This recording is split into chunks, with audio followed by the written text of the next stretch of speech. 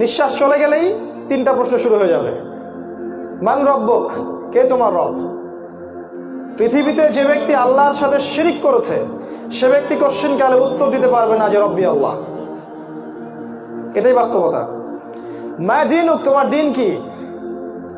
পৃথিবীতে যারা ইসলাম পরিপূর্ণভাবে পালন করে নাই বা ইসলামের সামনে আত্মসমর্পণ করে নাই তারা কোশ্চেন কালেও এই প্রশ্নের উত্তর দিতে পারবে না। সে যেই হোক না কেন, সে কোনো দেশের এমপি মন্ত্রী যেই হোক না কেন, সে বিশ্বের যত বড়ই মোড়ল হোক, যদি ইসলামের সামনে আত্মসমর্পণ করতে না পারে মা দীনুকা প্রশ্নের উত্তর সে দিতে পারবে না। কবর চাপা দিবে। মান হাযা রাজুল বুইসা ফীকুম, এই ব্যক্তিকে যাকে তোমাদের কাছে পাঠানো হয়েছিল। এই পৃথিবীতে সে যত বড়ই এমপি মন্ত্রী ব্যবসায়ী চাকুরিজীবী বিশ্বনেতা সমাজ নেতা যেই হোক না কেন, আলেম জালেম যেই হোক, সে যদি রাসূলুল্লাহ সাল্লাল্লাহু আলাইহি ওয়াসাল্লামের সুন্নাহ অনুযায়ী জীবন যাপন না করে তাহলে মান নবিয়ুক এই প্রশ্নের উত্তর সে দিতে পারবে না। এটাই বাস্তবতা। আর যারা এই তিনটা প্রশ্নের উত্তর দিতে পারবেন তাদেরকে ফেরেশতারা আরো একটা প্রশ্ন করবেন।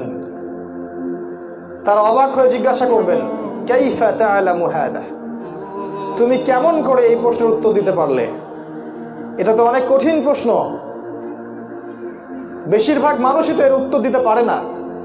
1000-999 জন মানুষ এই প্রশ্নের উত্তর দিতে পারে না। এটারও দলিল আছে। সহিহ বুখারীতে 4 বার হাদিস এসেছে যে আদম আলাইহিস সালামকে বলা হবে তোমার সন্তানদের মধ্য থেকে জাহান্নামীদেরকে আলাদা করে দাও। আদম আলাইহিস সালাম বলবেন কতজনকে হে আল্লাহ? আল্লাহ পাক বলবেন 1000-999 জনকে জাহান্নামের জন্য আলাদা করে দাও। একজন জান্নাতে যাবে 1000-এ। তো যে ব্যক্তি তিনটা উত্তর দিতে পারবে সে ব্যক্তিকে প্রশ্ন করা হবে কেমন করে জানলে? সে ব্যক্তি বলবে ক্বরা'তু কিতাবাল্লাহ ওয়া আলিমত, আমি আল্লাহর কিতাব কোরআন পড়ে এটা জেনেছি।